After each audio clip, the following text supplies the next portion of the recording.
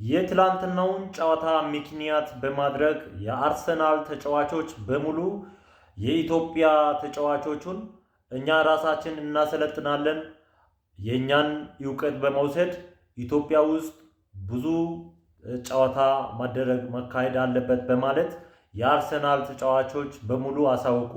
ኢትዮጵያ ካሁን በኋላ አርሰናል ተብላ ትጠራ በማለት ብዙ ምክንያቶቹን አቀረቡ።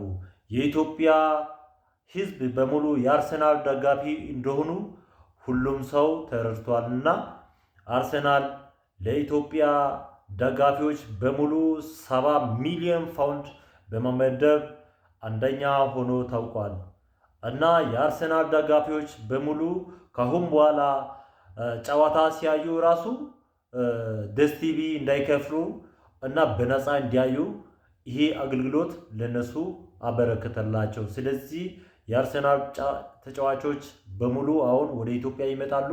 የኢትዮጵያ ሕዝብም እነሱን አቀባበል ስነ ስርዓት ለማድረግ በሬ መግዛት አለባቸው፣ በግ መግዛት አለባቸው፣ ፍየል መግዛት አለባቸው፣ ዶሮ መግዛት አለባቸው። ስለዚህ ለአርሰናል በጣም ብዙ ዋጋ መስዋዕት መክፈል አለባችሁ። ስለዚህ እባካችሁ ይሄን 40 100 ጊዜ ኮፕሊንግ ሼር አድርጉ። እወዳችኋለሁ።